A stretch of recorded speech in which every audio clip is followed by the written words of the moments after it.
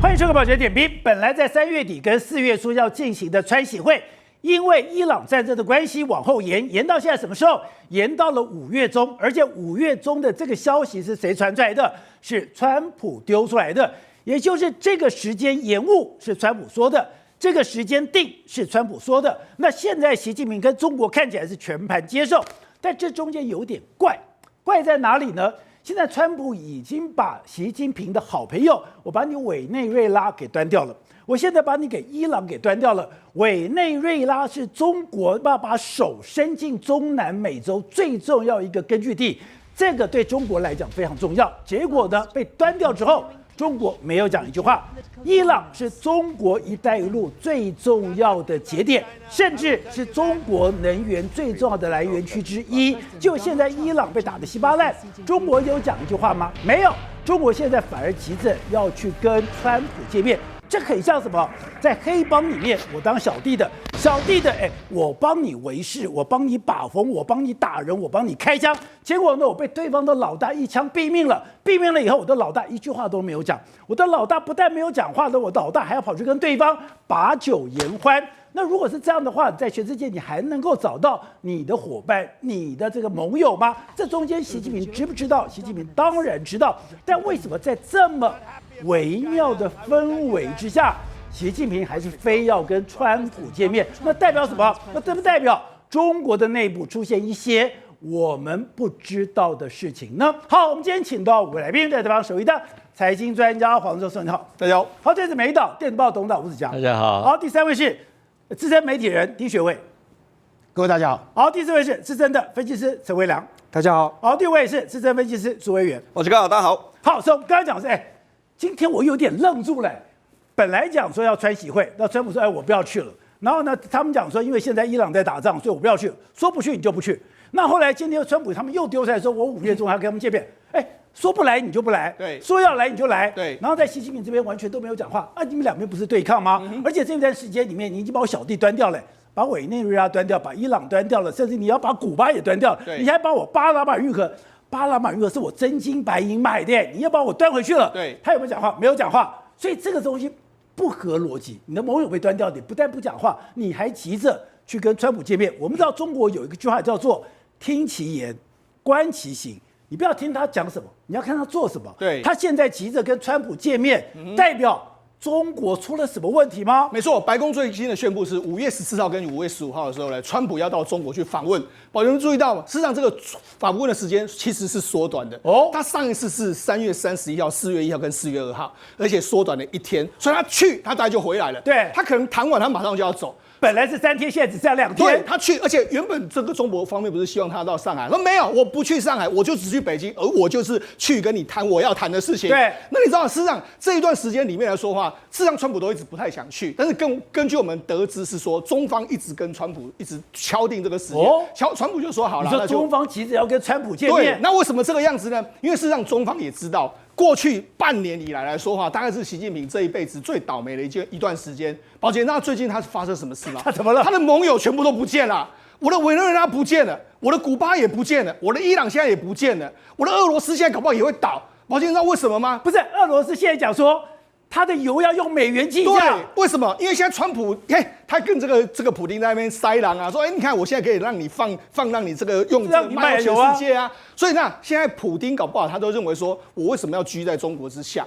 我觉得现在这个局面其实有一点点转的，让大家看不懂这个状况。可是习近平一直都是狭路相逢勇者胜。照理讲，你把我旁边的这个小弟都给端掉之后，我应该跟你拼下去啊。对，怎么这个时候你要急着见川普呢？我跟他讲，实际上有内在跟外在的原因。外在来说的话，几乎他所有的政策看起来的话，全部都是失败的。他的对外路线几乎是，你看现在败得一塌糊涂。对，那里面有没有人挑战他？我跟你讲，一定有，只是没办法真的把他扳倒而已。像他这几天他去雄安新村，还没说，我没有错，我完全是正确。这种就表示什么？他极度的不安全。他今年砍了那么多人，对，火箭军也砍，张幼霞也砍，为什么？因为他非常紧张。他现在知道什么局面？第一个，中国的军事实力在美国面前来说，似乎是打到非常严重。对，这个川普说什么？他们发射了101枚的导弹，那当然是中国跟俄罗斯在后面，我们完全把它拦住了。那这表示什么？101枚的飞弹打到林肯号，打向林肯号，居然没有一颗打到。对，另外一个，你在伊朗很多这个都是防空飞弹，什么都是中国啦。对，不只是伊朗，委内瑞拉也是，俄乌战场也是。事实上，他们证明了什么？证明了你中国武器不堪用。所以现在歼20的歼20之父，现在的雷达之父，现在的导弹之父，现在所有的军工重要的人员全部不见了。没事，他清洗那些人干什么？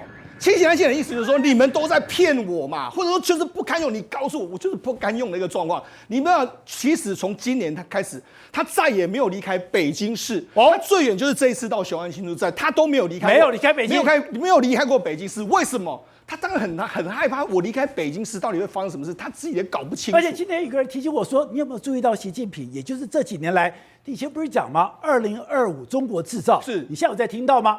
没有。东升西降，你现在有听到吗？没有。大国崛起，你还有听到吗？没有。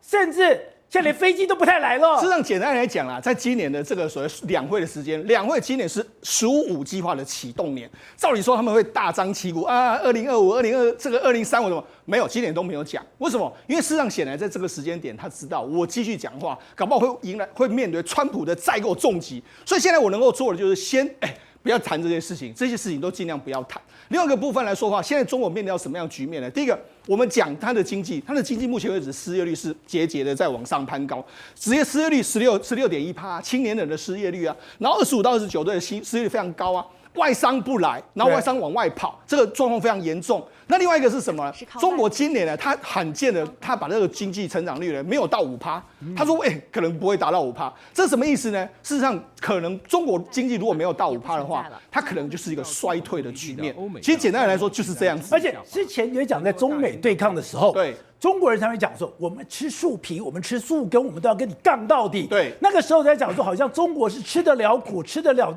这个不怕苦不怕难的。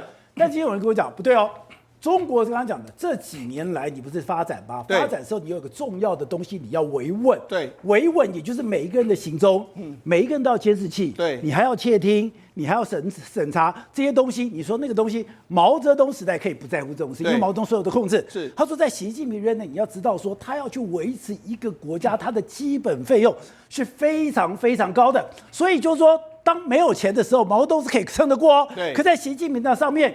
你真的没钱的时候，那是真的撑不过的。没错，事实上中国都一直对外说，我们绝对可以跟美国死磕到底，我们人民可以吃苦。可是我跟大家讲，中国人民现在不能吃苦了。为什么？他们人均 GDP 现在是13000块。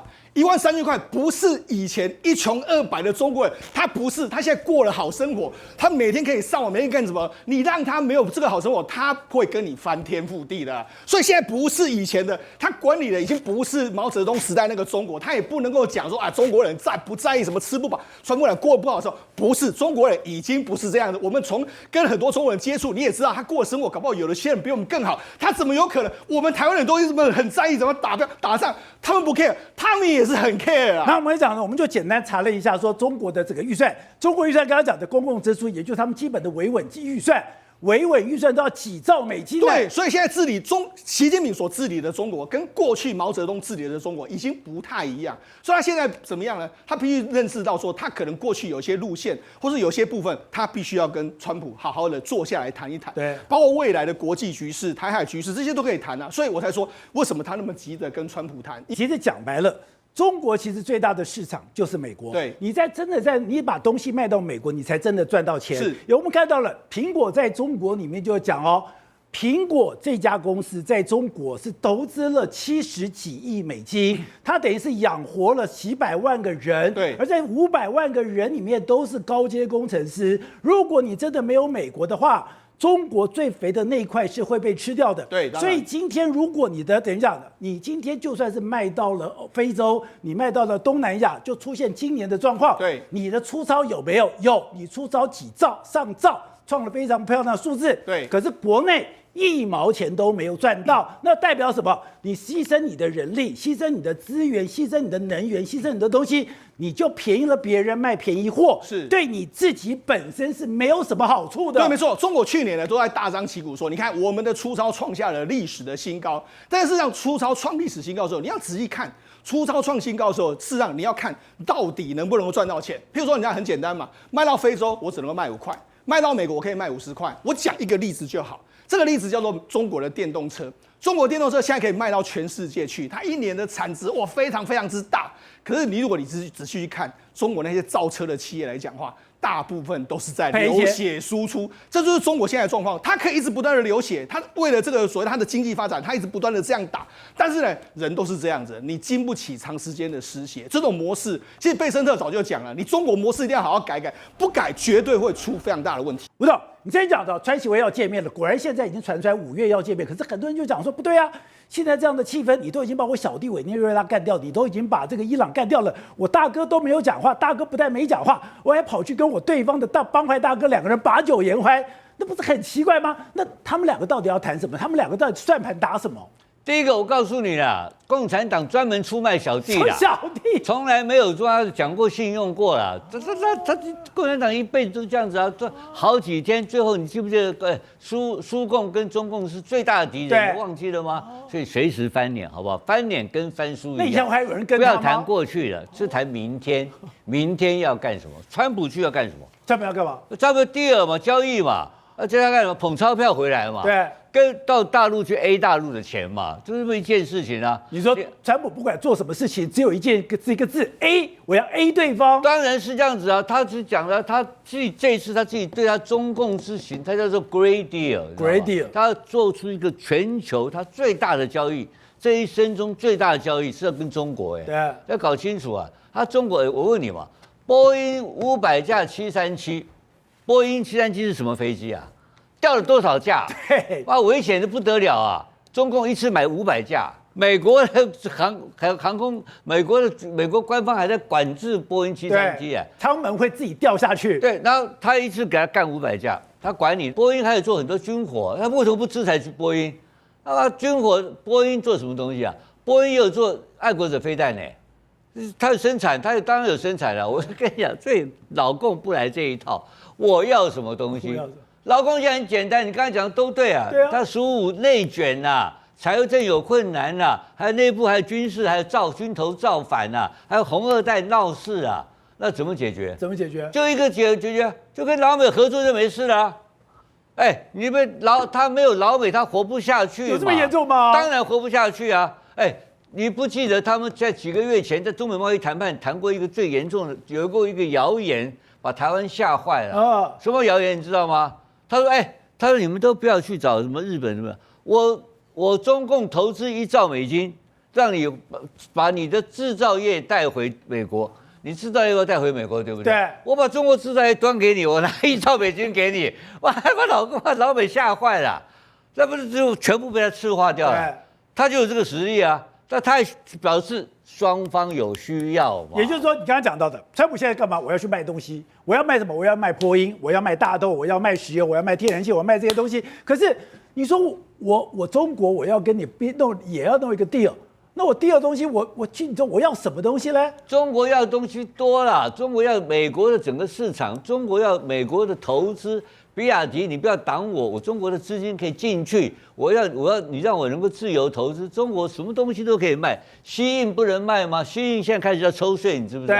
欧洲也抽税了，他的东西通通可以卖进去，他不要经过第三国啊，对不对？他可以芬太尼全部停止都没问题，他都没问题，他只要让他活下来，他现在所有的全世界的外销，他还是用产能过剩在维持这个国家的成长嘛。对，那问题是大家都知道这是不可持续的，没错 ，not sustainable， 这是不可持续。他把这不可持续的基本问题给解决掉，只有一个国家可以帮他解决吗？美国，这是美国，只有美国有这么大的量，有这么大的市场，我可以吞吐。还有一个就是你在经济上、你在政治上、科技上已经把我卡脖子。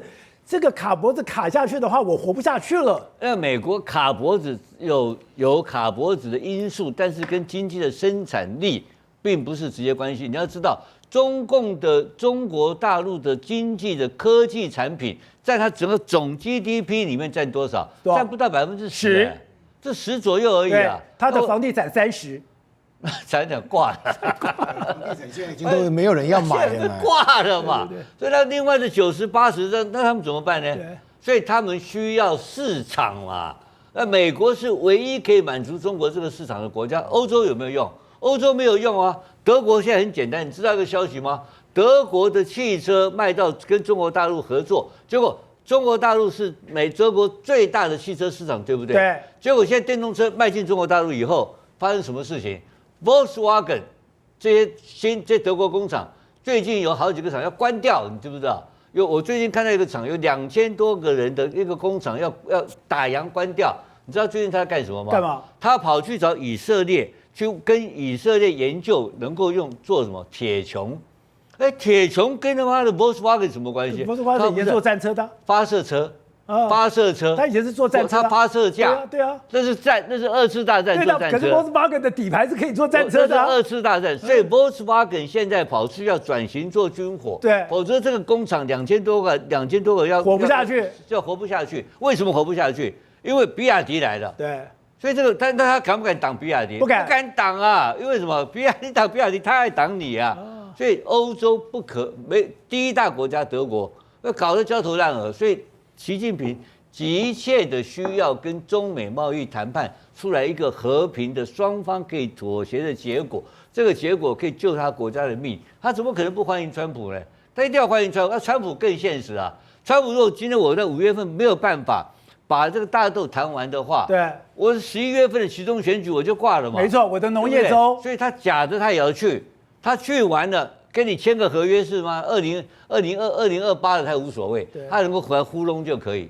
所以这2个人都各有所需，而且实际上这叫做激烈的竞争关系，又有迫切的需求，2个同时存在。对，那其实同时存在，那2个家伙，那这次的川习会不就天大地大了？不，当然天大地大。你的重点在这里，就是说川普要什么，我当然很清楚，就是我要卖你的737，我要卖你的这个大豆，我要卖你这些石油，可是他会放什么？对，但问题是所以为什么美国学者提出一个问题说，老共很难谈判，老共没有那么好让步的嘛？所以提到说，你会不会把台湾拿出来交易？会把台湾端上台面来了？所以那中共会不会提台湾？当然会提台湾啊，一定会谈台湾的嘛。问题台湾是结构问题，不能谈的嘛，不能谈怎么办？怕你川普打嘴炮。川普打嘴炮去换大豆回来也有可能啊，打什么嘴炮？打一个嘴炮啊，你会那个《华盛顿时报》写得很清楚啊，就是反对台独嘛，他现在叫做不支持台独。他那个逼川普在吃饭吃一半呐，就请你跟你聊台湾呐，他就突然间讲我美国不这个反对台湾独立，一句话就好，然后我大豆给你买，所以他在算这个你知道吧？我什么东西成本最低，美国付出最少，然后东西卖最多，嘴炮啊！嘴炮的第一个最大的嘴炮是什么？川普，然后第一个国家标的物是什么？台湾嘛，所以他会嘴炮出卖台湾的可能性，就是因为在那个他会屌啊，他会怎么屌？我没付出代价啊，我1毛钱都没给啊，我打那个嘴炮换他妈500辆500架波音飞机回来，怎么不好？那台湾不一样哦，因为赖清德不能交代，亲中不以后发的什么康中宝才不能讲了，对不对？所以我讲的意思是说，这个是一个双方2个大国本身在斗法，他们有一个非常大的需求，影响全世界的转变。好，所以石头，现在中美之间还有一个非常大的差距，就是这个科技的差距。这个科技的差距也可能现在是川习会的一个重点。这样你不是在讲机器人吗？机器人说魏哲家讲的一个非常妙的是说，你要说。你那个会翻跟斗、会滚爬，那个是后挂头鸟，那没有用。最重要的是你要有 sensor， 我就搞不懂为什么他特别强调 sensor。我就查了，原来现在边缘预算真的已经出来了。原来它这个每个手指头上面都有晶片。原来你真的好的机器人里面，我除了有个大脑以外，我的手里面那个晶片，我要知道你的冷、你的热、你的轻、你的重、你的所有的感觉，甚至你的质感，我都要能够测出来。现在这是美国可以做到的。但是现在看起来中国是没有，而中间关键在哪里？这种边缘预算的晶片都在台积电。不止这样子，今天台湾跟美国涨的股票，不管是太空股或者是先进制程股，都跟台湾有关系。对，没错。目前为止来说的话，全世界包括中美都在竞争这个所谓机器人。那机器人来讲的话，美国的机器人很明显是比中国呢目前要稍微好一点，但是呢价格还是比较贵。那然后刚才你不是提到吗？为什么它能够有所感知？那就是个大脑。我们人们人啊，在感知冷热或者是软硬那些都是透过大脑。大脑就是除了这边要有感测器之外，要有非常强大的运算能力。这个运算能力呢，就如同这个魏哲家讲的，就是在我们台积电的身上。所以为什么台积电会那么的强？原因就在这个地方。也就是说，美国的这个机器人，我摸到了以后，你的轻重冷热、对质感，我都可以摸出来。那这就是靠大脑的运算才能做出来。好，那其实从这一点就会感觉出来说，中国跟美国的科技差距也是差在这个地方。像我们讲这几天大家很流行的就是 SpaceX 即将 IPO。对，那 SpaceX IPO 呢，它其实也是代表一个意思，就是美国呢要在太空科技上面来说话，跟中国要决一死战。那你要目前为止来说，全世界的这个低轨卫星就2个国家发展的最快，一个是美国，一个是中国。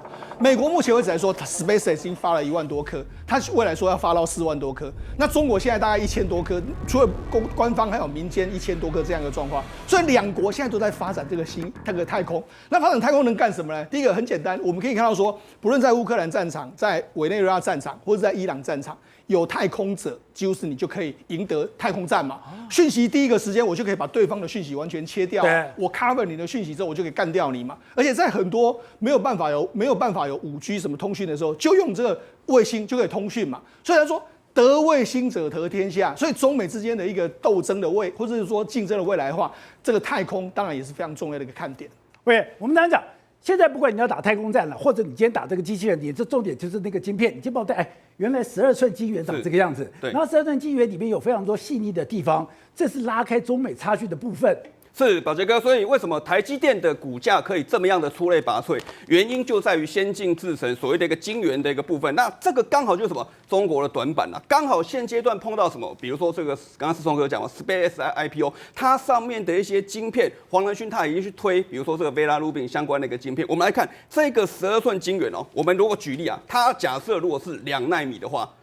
一片多少钱？一片3万块美金，100万。对，没错，一片就3万块美金哦。所以呢，它的一个价值是相当高的。也就是说，现阶段来看的话，其实大家对什么晶片就是兵家必争之地。也就是说，现阶段不管是太空卫星还是所谓的先进制程，都会用到相关的一个内容。好，我们举个例来讲啊，最近啊，其实有一档美国的一个公司相当强劲，叫做科磊。好，科磊这家公司呢是世界前5大的所谓的半导体的设备商，它用在哪里？比如说，它去侦测这个晶片，它哪里有所谓的一个巧取，或者是有一个所谓的起泡部分？为什么会起泡？因为在先进制程的蚀刻或是清洗的一个过程，会运用所谓的一个特用化学。那特用化学下去之后呢，有可能会导致起泡，一旦起泡它就坏掉了。哇，那个100万的火力啊，这影响就相当一点点瑕疵，100万就没了。对，所以为什么这么多的设备概念股会大涨？所以科磊从过去30年以来，它从0.5涨到1693块，涨了2930倍。哇，这个吓死人啊！所以这就带动什么？为什么台北股市不管是设备啊，还是太空概念股就这么样的强？所以比如说我们举几个例子现阶段来看，包含像博通，昨天前天他有说，我们现在缺晶片了，我没有产能怎么办？希望能够跟台积电签一个这个长约。那但是台积电说什么？我现在的产能都在辉达。都在 Apple 身上所以呢，带动了很多的设备概念股比较强，甚至卫星。我们举几个例子比如说今天有一档股票涨停板，叫做3081的联亚，它就做所谓的一个磊晶片。那磊晶片用在细光子的卫星传输的一个技术。那这个所谓的卫星，我们讲2个卫星在太空当中不太可能，这个 AI 运算完之后。不可能用这种线嘛，传输线那很 stupid 嘛，不可能，一定用雷射跟雷射之间用所谓的卫星的一个传输，这个就会用到联亚的一个磊晶片所以呢，最近就是台湾也有，就是因为这样子，所以呢，台北股市当中像联亚最近就红起来了，股价涨到多少？涨到1000所谓的一个1690块的一个部分所以目前来看的话，就是这一档个股目前来看，包含像本土法人给它的这个目标价也提高到相当到了2000块以上。那另外呢，所以我们刚才讲。